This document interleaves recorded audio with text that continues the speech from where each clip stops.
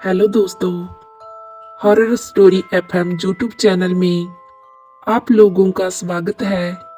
अगर आपको भूत प्रेतों की सच्ची डरावनी कहानियां सुनना पसंद है तो जल्दी से मेरे इस चैनल को सब्सक्राइब कर लीजिए। हम हर रोज आपके लिए एक डरावनी कहानी लेकर आते हैं और आज फिर से हम लेकर आए हैं आपके लिए एक बहुत ही डरावनी कहानी। तो इसे खुद भी सुनिए और दूसरों के साथ भी शेयर कीजिए और मजा लीजिए इस सच्ची डरावनी कहानियों का। तो चलिए बढ़ते हैं आज की डरावनी कहानी की तरफ। वैसे तो मैं दिल्ली का रहने वाला हूँ, लेकिन हमारा एक घर जम्मू में भी है और मैं बहुत बार छुट्टियां मनाने के लिए वहां पर चला जाया करता था। मैं बचपन से ही भूत प्रेतों के किस्से सुनते आया था, लेकिन मैं भूतों पर यकीन बिल्कुल भी नहीं करता था। लेकिन उस रात जो हुआ उसके बाद से मुझे इन सब चीजों पर पक्का यकीन हो गया है। ये साल 2015 की बात है। जहां मैं रहता था वहां पास में ही एक बहुत पुराना पुल हुआ करता था। वैसे तो वो पुल बिल्कुल सुनसान ही रहता था, लेकिन वहां के लोग अक्सर वहां किसी के नजर आने की बात किया करते थे। उस पुल पर लाइट्स भी नहीं लगी हुई थी, जिसकी वजह से उस पर बहुत अंधेरा रहता था। पुल के ठीक बगल में एक नदी हुआ करती थी।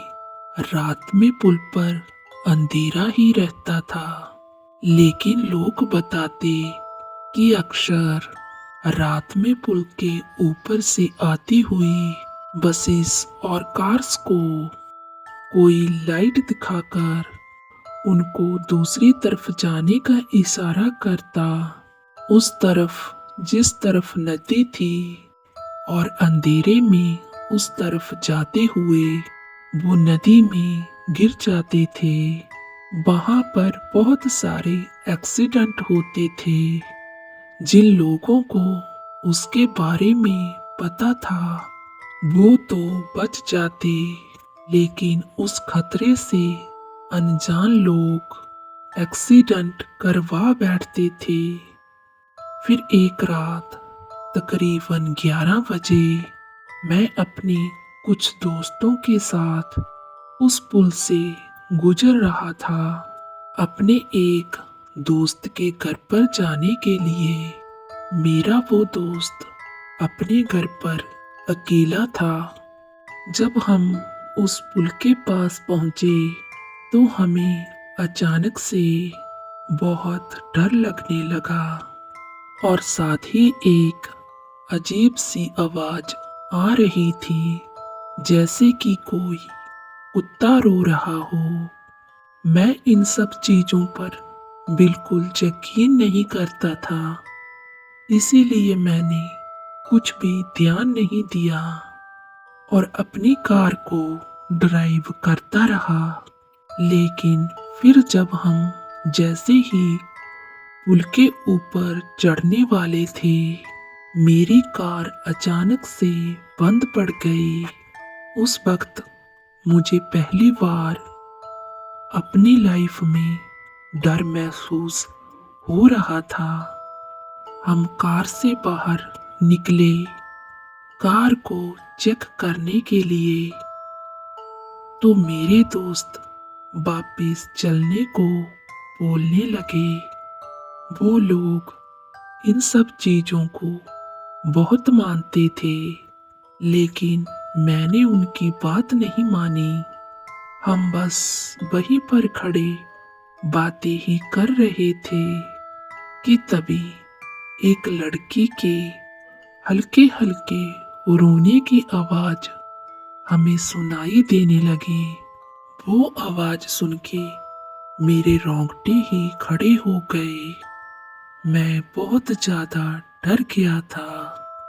हम तेजी से कार में बैठे और फिर से कार को स्टार्ट करने की कोशिश करने लगे। भगवान का शुक्र है कि इस बार हमारी कार स्टार्ट भी हो गई। मैंने जल्दी से कार को रिवर्स किया और वापस अपने घर को जाने लगे। कुछ ही देर बाद हम घर पर पहुंच गए, सही सलामत।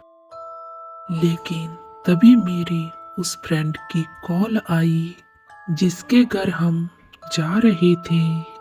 उसने कहा कि वो हमारा वेट कर रहा है और हम पर गुस्सा करने लगा कि हम अभी तक उसके घर पर पहुंचे क्यों नहीं। हमारे दिल में डर तो था, लेकिन फिर भी ऐसी किसी चीज पर यकीन करना बहुत मुश्किल था। मैं बिना कुछ सोचे समझे अकेला ही अपनी बाइक लेकर निकल पड़ा। इस बार उस पुल के करीब जाते हुए मुझे बिल्कुल डर नहीं लगा।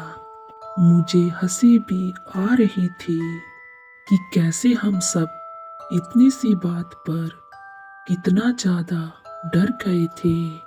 उस वक्त मैं पुल के ऊपर से ही गुजर रहा था कि मुझे सामने कोई खड़ा हुआ दिखाई दिया और वो देखकर मेरी आंखें फटी की फटी रह गई।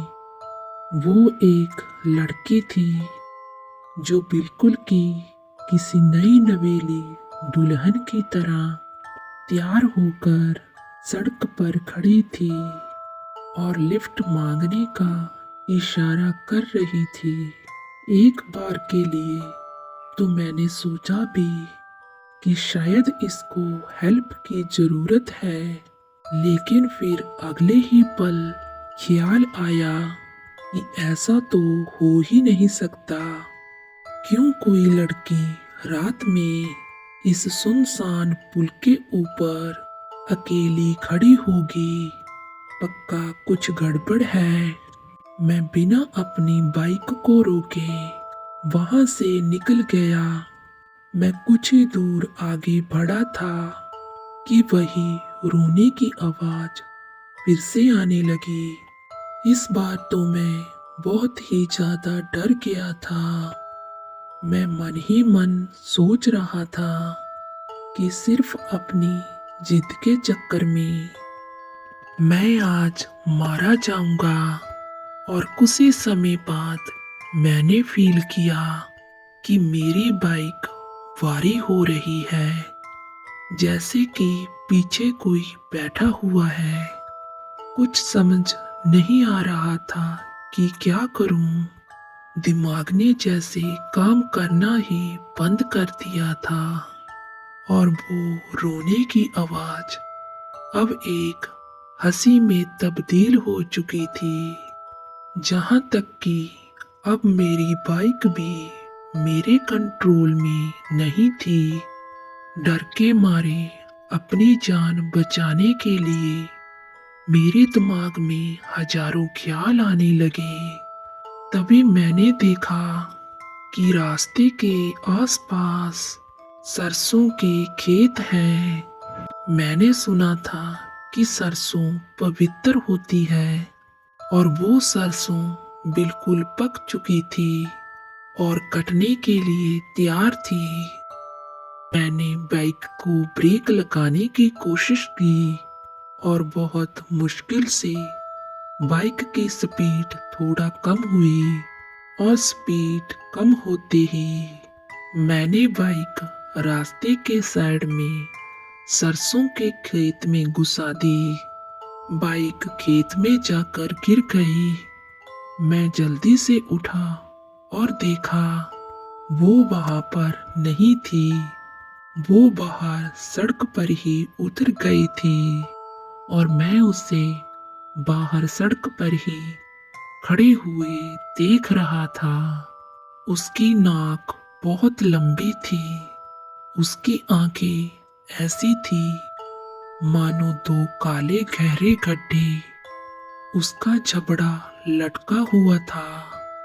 यह सब देख के मैं डर के मारे पागल ही हो गया। वो बाहर ही खड़ी थी सड़क के किनारे, और शायद मेरे सरसों के खेत से बाहर आने का ही इंतजार कर रही थी। मौत अब मेरे बहुत करीब थी, लेकिन उसके बाद क्या हुआ, वो वहां से कब चली गई, मुझे कुछ भी याद नहीं। मेरी आंख सीधा सुबह खुली। आंख खुलने के बाद भी वहां से जाने की हिम्मत नहीं हो रही थी, लेकिन फिर कुछ लोगों की मदद से मैं वहां से निकला। उस रात के बाद कई दिनों तक मैं बहुत ही बीमार रहा। जब आज भी मैं उस रात के बारे में याद करता हूँ तो डर के मारे मेरे रोंगटे खड़े हो जाते हैं। दोस्तों, आपको आज की कहानी कैसी लगी? अगर पसंद आई हो तो वीडियो को लाइक और शेयर जरूर करें।